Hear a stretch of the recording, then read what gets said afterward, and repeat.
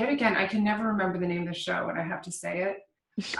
It's it's Coffee Shop Book Chats with the Book Doctor, and here I am with my books. And my guest today is Sarah Van Varken. Welcome.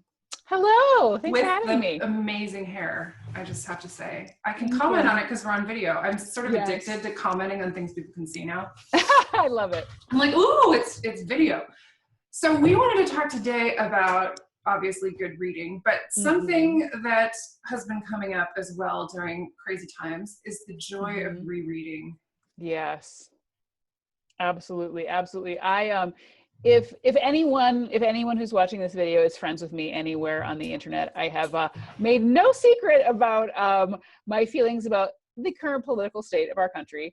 Neither have I. So and okay, good. Okay, we're all friends here. Please, I've got lady fists in the air on the Instagram. Oh my gosh, the hashtag resist all over my entire it internet should be life. like tattooed on my chest. Oh, absolutely. Probably. So I am very politically active. I make multiple calls every day. I send postcards. I go to protests. I donate. I'm right there.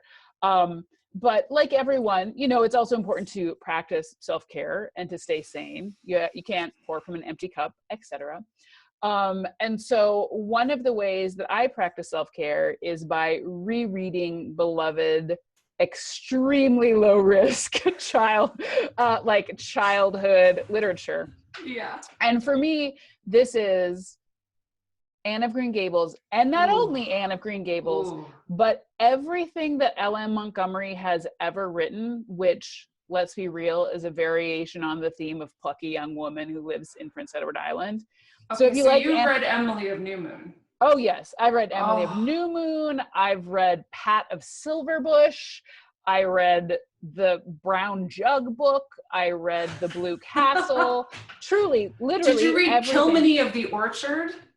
Yes, I did. With the broken mirrors in the house, and she thinks she's hideous. Oh my God. So that's maybe not quite as low risk. Yeah, that one's a little more emotionally raw, but it is very short, that one. Yes. And what's so interesting is, like, to me, these books, because a lot of the other stuff that I read is like depressing Russian literature, or like a Chimamanda Ngozi Adichie book about feminism, which is super important, but not really a mind. I can't like call my senators 4 times a day and then also read that stuff. It's hard. It's real hard. It's hard. But so I have found a lot of like L.M. Montgomery books, and also Laura Ingalls Wilder books have been like an absolute sanctuary for me since November 9th. Yes. And even more so since January. Yes. Yeah. Yeah, I think the other one, I remember going through a really bad breakup at one point and deciding to reread all of Harry Potter and thinking to myself, when I finish Harry Potter, I will be over this. Oh, I love that. And it you find worked. It to be true? Oh, that's so true. Good. I mean, granted, those are big ass books and they are long, but it was a good way to frame, like, this is a real experience I'm having, but I can see the end of it, and this book is going to make a difference. Yeah. And I think one of the other things that I like just in general, and also sort of currently with what's going on, but one of the things that is very calming to me in the Anne of Green Gables books, or any book that was written in ye olden days, is like the difference between like consumption and like they are literally, they have 3 dresses or maybe 5 dresses, and they will like say like, this is my good gingham, but I'm getting a new apron to put on top of it, or like, this is my black wool crepe, and I'm gonna have it like redone with like puffy sleeves, and it's just so refreshing to sort of think about like, that's like, people, they had one sofa and then they just had that sofa forever, or they had 5 dresses. And so many of the problems that we think we have are keeping up with the Joneses and appearances and how much money we make. And it's so calming and refreshing to navigate a world based, people really were like that, to think about that and read about it and have a character you admire who like lives her life that way. It's very calming to me. I love that. There was a book I read when I was younger, and it was called A Girl of the Limberlost. And I cannot remember the author right now. And somebody gave it to me as a gift. And there is a point, the girl has like lived in the forest by herself for God knows how long. And at one point she's sort of rescued and she's going to be sent off to school, you know? And so they go to the general store and buy all of this fabric.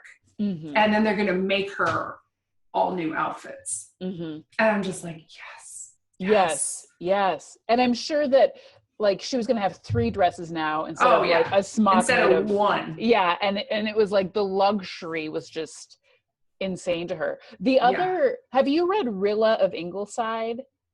Oh, that sounds really familiar. I went on a bender with those, but I'm not sure which one is it. Like, what's the premise? So Anne has, I think she ends up having like 5 kids or 6 kids, and Rilla is like her youngest daughter.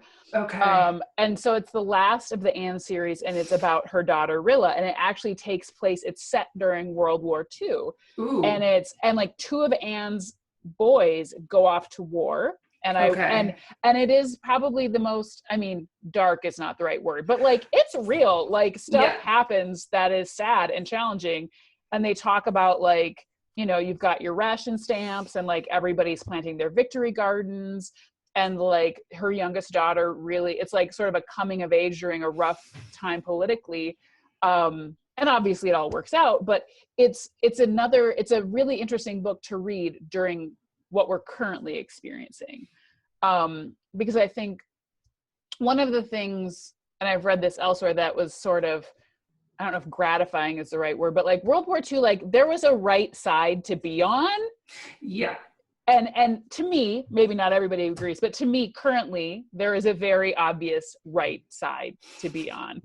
No, but not that I have an opinion. Not that we're biased. Not that we're biased. Not that we're working with bias here. No. But so like to read a book written by an author that I love, written about characters that I love, navigating a political situation where there's a right side and a wrong side, and it's an opportunity to make choices you're proud of and to be a person you're proud of, and to show how that affected people and it affected communities. And of course, because it's an Ellen Montgomery book, like it ends well. But you're so like, everything's okay. Yeah, everything's okay. You know, like Kenneth comes back from the war and they get married. But so it's a really sweet book, and it's, you know, in its own way, sort of timely. Yeah, I think anything that is about those kind of historical periods, it feels a little bit like, I feel like I keep thinking about history now as like looking back on times like World War II or World War I and thinking, oh, what would I have done if that was my life? And now it's a little bit like, well, now you get to find out. Yes. Like what would you have done? It's like, well, it probably is what you're doing right now. Yes. Yeah. Like all of those, I'm sure you've seen those memes about like, if you always wondered what you would have done in Germany during the Nazi, this is your opportunity to demonstrate the sort of person that you are. Let's see it. Put it out there, everybody. Yeah, absolutely. So it's a lovely book, and it's also sort of interestingly timely about like who you become when, you know, when the chips are on the table. Yeah. I mean, I think that's, in some ways it's validating to read that stuff because it feels clear in a slightly different context, and then it's motivating, but it's also kind of escapist. Yes. Like, I recently read a book of Susan Orlean's essays, and it's called My Kind of Place. And there's 3 sections. There's like here, there, everywhere. And here is obviously domestic. And then she's traveling all over the place. And then everywhere is just kind of like places that could be anywhere. But the thing I love about it is that they're written like when George W. or when Clinton was president. And it's just so different that it's like very timely, but you're like, wow, the world was really different. And yet, you know, we're here now and we've moved on. Yeah. And it's just like being removed from the context, because the context is so, it's like a big foot that's like the size of the room standing in the middle of it. Yep. Absolutely. Absolutely. So yeah, I think that's, oh, and the other one that somebody mentioned recently, and I was like, oh, somebody was like, I really feel like rereading Heidi. And I was like, oh, girl. I have never read Heidi ever. I don't know if I have, but I think it might be time. Mm-hmm. I posted on Instagram about how I was rereading Anne of Green Gables, and I said, you know, if anybody could recommend similar stuff. And I mean, the comment thread was, you know, like 75 deep. I'm gonna go dig it up. Yeah.